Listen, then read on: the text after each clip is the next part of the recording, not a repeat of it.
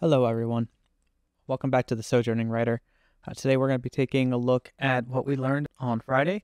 This is going to be a part 2. My goal is to not necessarily take as long as I have in past videos. So I have pulled out an old work of mine to use as a basis for the work we're going to be putting in today. So let me pull up the actual unedited one. This is old.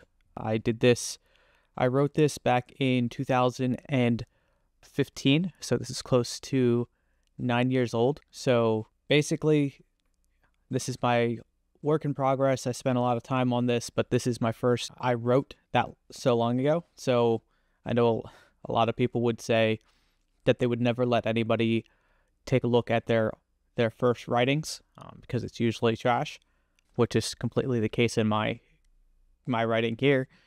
But regardless, we're going to take a look at it and we're going to see which ways that I could have improved on my writing back then. What are things that I can fix that would make it sound better, write better, cut out what's not necessary, making the scene a lot clearer. I'm cutting out those needless words, making things more active, less passive. So why don't we go into it? I've gone through and highlighted a bunch of different things. Like I said, I really don't want this to take forever. I don't want to spend a ton of time rehashing what we did on Friday. If you haven't seen the video, why don't you go ahead and take a look at it. So otherwise, let's get right into it. Let me pull up the one that's already highlighted. All right. So this is the one we're going to be working off of. We're going to go from top to bottom, take a look at how we could be making this better, issues that I am seeing with this writing that you might be dealing with on your own that you should be always aware of. That way you can prevent these issues from popping up in your own writing. Now we'll start at the top. What is this? Stephen throws the quilt that his mother had made for him off his still waking mass. The problem is that we take a look at throws, which is a present tense, but later he said as he shut the door behind him. This is passive tense. So one of the things that sometimes as early writers we need to remember is that we need to make sure that our tenses stay the same. There's past tense and then there's present tense. So-and-so did this is a past tense. Did, past tense. So-and-so is doing this is a present tense. Without getting into the nitty-gritty details of the different types of storytelling, this is a fundamental one, making sure that we're staying in the correct tense. So instead of throws, it's threw the quilt that his mother had made off of his still waking mass. See, just by changing through, we changed it from a present tense to a past tense. Now, this is littered with a present tense, and then it wasn't until later that it became present tense, which is you, as writers, you want to make sure you're staying in the same tense so you're not confusing your readers. So, what's this? Stephen threw the quilt that his mother had made for him off his still waking mass. And even then, this is still a very clunky way of writing this. What is this? Stephen threw the quilt, and then we can go to this and we can omit needless words. So, Stephen threw the quilt, comma, a gift from his stepmom off his still waking mass. See, we cut words off. We've established that he's waking up, that it was a quilt that he had, but it was a gift from his stepmom. Now, this tells us a couple different things. That his stepmom is not his mom. So we're setting up this story for future information of who his mother figure is. And from the get-go, we're changing a assumption that the reader's going to have. An assumption is that the main character has a mom. In this case, we've changed it into his stepmom. This is an early indication of something that's going to be happening later, off his still waking mass. Now, the reason why I use the word mass here is because it indicates, in my mind personally, that we're talking about somebody who has a larger girth, a heavier person. Hints that later on become a little bit more apparent. As he moved past the bedroom door, he grabbed the jeans he had kicked off the night before, almost falling down the stairs while unsuccessfully getting his right leg into the pant pocket. So basically, while this is correct, that, I'm going for hey, he's really struggling with it, and he's actually not paying attention to what he's doing. So this is, instead of falling down, he almost fell down the stairs while unsuccessfully getting his right leg into the left pant pocket. Bam, bam, bam. Bam. I'm coming, for crying out loud. Stephen finally gets the correct leg into the proper jean legs, with the fly down and the button still undone, not to mention a rather large gut hung out. So again, always check your spelling. I use a couple different spell checks. There's a lot of free out there. I know Windows has its own. You can always try Pro Writing Aid and Grammarly, but I'm really terrible at noticing grammar issues. Honestly, the way that I kind of see it is I'm able to translate stupid. I've had people in my past, supervisors, people that have sent emails so that people would be able to pick out the inconsistencies and the grammar issues, whereas if I read it, my brain automatically would fix that writing and I would kind of know what they're actually trying to say, even with all those grammatical errors. It's not a good thing. It really sucks when trying to make sure that your grammar is correct. It's something that I've been trying to train myself on as a writer, to make sure that I'm seeing these things as I'm writing them. And maybe one day I'll go over different methods and techniques that I've used to help me understand the way that my reader is reading my words. All right, so let's take this and change it. Stephen finally to pants. Get his legs into Stephen finally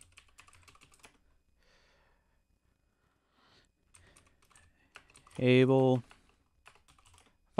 to stand with both legs in his jeans. Stephen was finally able to stand with both legs in his jeans. That's a complete sentence. But we also want to take the stuff where the fly was down, the button was undone. Not to mention the rather large gut that hung out. These are things that we want to connect because we're giving a general description of how he looks. We don't want to use not to mention. This portion right here, not to mention, is not something that we want to. It's a really clunky way of saying it. So we will rewrite it as he was unable to, both legs in his jeans. He forgot to button his pants under his gut. Now, honestly, I would actually rewrite this whole thing, give it a whole thing, but the point of this is that we are taking what we already have and fixing it so it makes a little bit more sense. Now, the end result would be Stephen was finally able to stand with both legs in his jeans. He forgot to button his pants under his gut. Now we can make this into a semicolon. And we're linking this because he's still in the process of getting dressed. We're showing him as this is linked. He's dressed, but he's not dressed. We're creating a connection here. Go further down, but he was not the reason Stephen was at a loss of words. Let's go back. Stephen opened the door. It's too early to deal with any day. And the scene before him was unlike he'd ever seen before. So this is, if you take a look at this and think about this, this is actually this is actually telling rather than showing. The scene before him was unlike anything he'd ever seen before. That doesn't give us a whole lot to how Stephen is feeling. It doesn't give us an understanding of how he is able to, what he's actually seeing. I just say, hey, this is different. That's not a really hard way of saying it. So instead of saying like this, shocked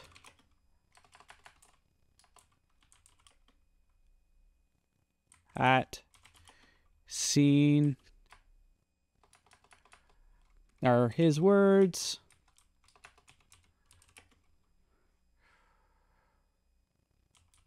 were stolen from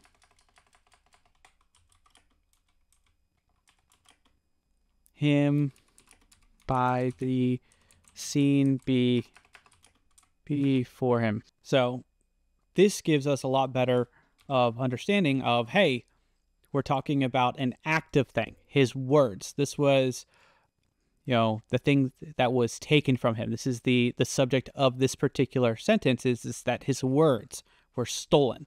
This is a very powerful word, stolen. And then it was why, the scene before him. This is something that we're trying to also do, is trying to add power to what's going on. And then the king wants to see you. Said a man, you were sure, said a man, you were sure had escaped from some sort of Renaissance fair. Even then, I don't even like the way this is phrased. You were sure. Why am I writing about a third person, the reader? I don't want to necessarily engage the reader in this. I want to show. By earlier in this story, I talked about genes. So we need to create a scene where we have a disconnection with him and the person in front of him, the man. So yes, we kind of have that, but it's not what we're looking for. We want to create a bright, vibrant picture for our reader. So for here, it would be a man, said a man, is the bright hues of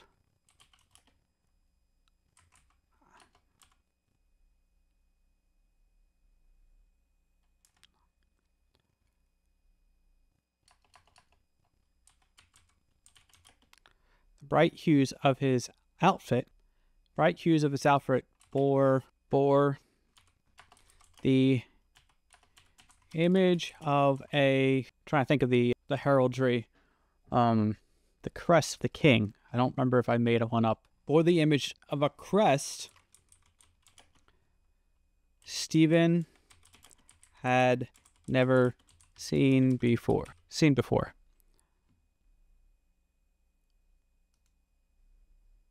We're trying to draw attention to the crest here, trying to draw attention to the outfit, creating that disconnect between Stephen and the guy here that was essentially the herald. But he was not the reason. The loss of words, nor was because he was surrounded by others in similar clothing. Even then, this is not even actually true, because there is a stark contrast between a herald and the peasants, which would be surrounding. Typically, a little side history here, brighter colors were more expensive, and therefore you would use them less in peasants' clothing because you wanted to make sure that you were actually saving money. There was no extra money you could spend on something frivolous like extra colors. So that's why those older clothes were a lot more subdued, because they had to rely on more natural colors, and the more natural colors you were, the more subdued they were, the more earthy they were. Things like red and particularly purple. Purple is a very hard dye to get.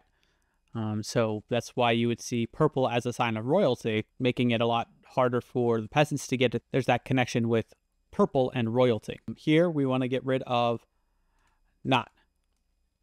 We're talking about what we're trying to do is we're trying to show, hey, he's not the reason. Like, there's more than the scene going on. So this is not even something that I would even put in, because we want the build-up. We want to say, hey, yes, he's caught his attention.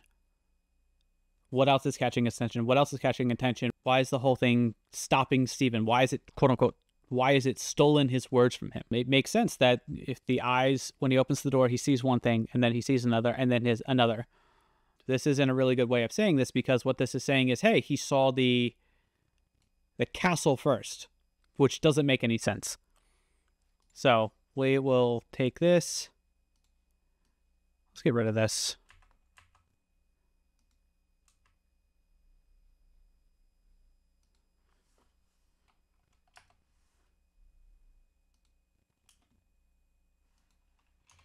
Make sure formatting's correct. Always make sure your formatting is correct, because it makes it hard for readers to read it if they're used to a specific formatting. So I would actually cut this.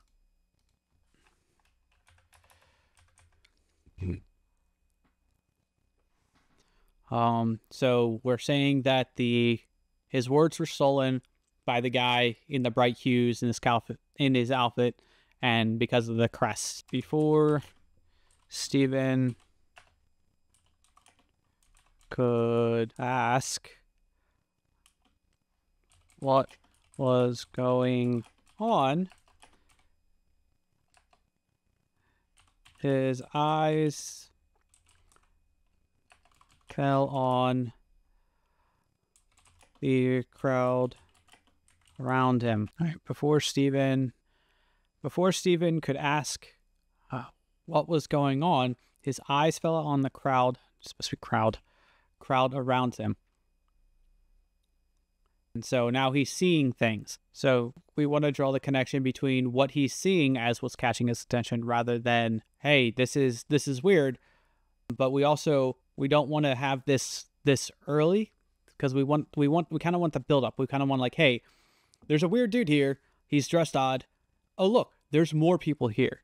And we want to slowly step up, like, what is going on. We slowly want to step up what's going on, so we're not necessarily just blasting the readers.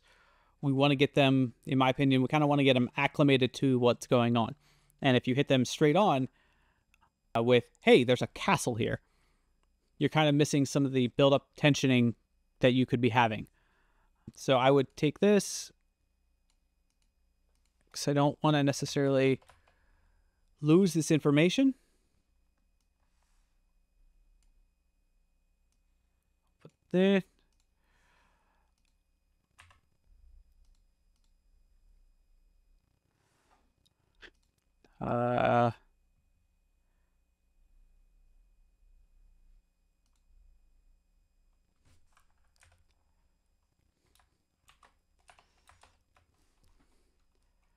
What do you mean, the king?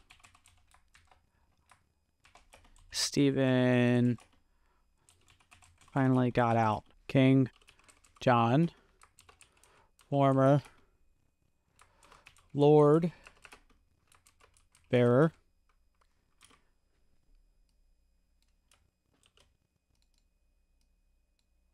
all right, this is capitalized. Former Lord Bearer, protector of the realm,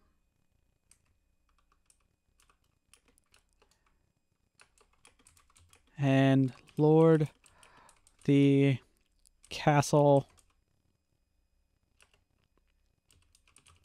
of Boston. Obviously, a lot more that I'm setting up here for the story that's important later on.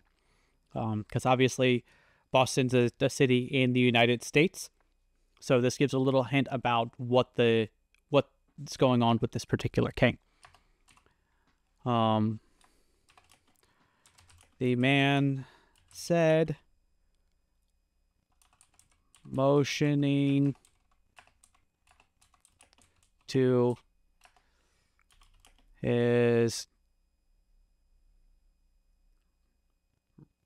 Stephen's left as Stephen's eyes traveled the road that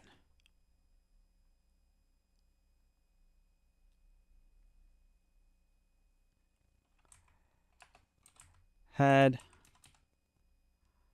appeared during the night.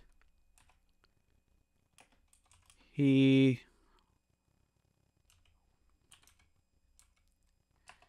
witnessed a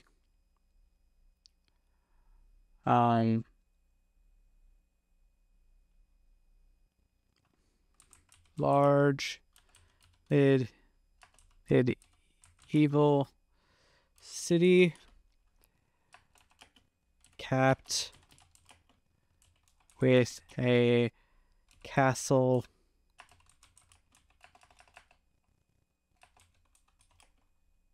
of stone. So this way we're taking the information here, removing things like he was surrounded by others, trying to add, flavoring to this. So let's skip this. It's actually supposed to be down here because it's him. And then as Stephen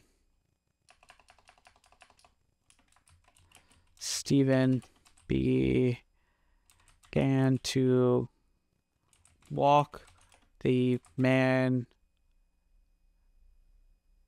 stopped him.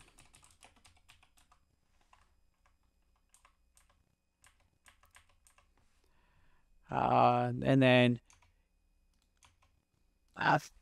sir, before you exit the house, I would request that you make yourself decent. I can't take you to see the king naked and all of that. Now, the reason why I have this highlighted is because this is a very wordy way of doing it. The thing is that this is a herald.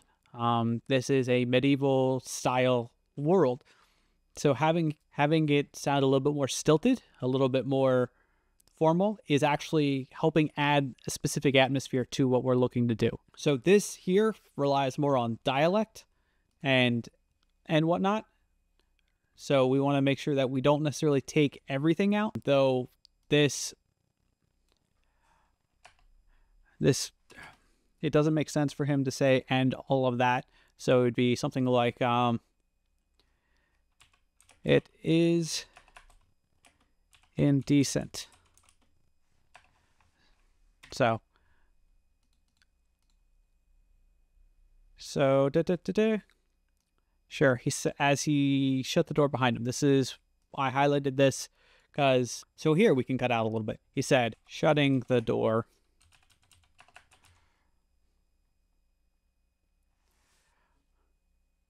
See how we cut out, a number of words, and we're trying to make this as concise as possible. The next one is we want to make sure, something else we need to make sure that we're aware of is things like definite thoughts. He tried to gather his thoughts. It's very wishy-washy in the way this is written. So we want to take this and say, down the crafts, Stephen struggled to gather his thoughts. We've changed it from a try wishy-washy to he's struggling. There's a battle going on in his mind versus, hey, he's having some issues. So this is pretty much all I had for today. Hopefully that this wasn't too long. I will hopefully be putting up the next video soon. Like I said previously, we're going to be looking at J.R.R. Tolkien's translation of Beowulf, as well as his commentary. And so trying to get this ball rolling. We'll see if we can do maybe 2 a week, where we do the content earlier in the week and then the practical later. That way they're kind of broken up and it's not just something, you're not sitting through, a long video. So please share your thoughts. Anything that I might have missed, feel free to let me know. Like I said earlier, I'm pretty bad at saying, hey, this is what's wrong. I'm always looking to improve. So, thanks again. Hopefully I'll see you next time. Bye. I am a poor, wayfaring stranger. I'm traveling through this world of woe, yet there's no sickness, toil, nor danger in that bright land to which I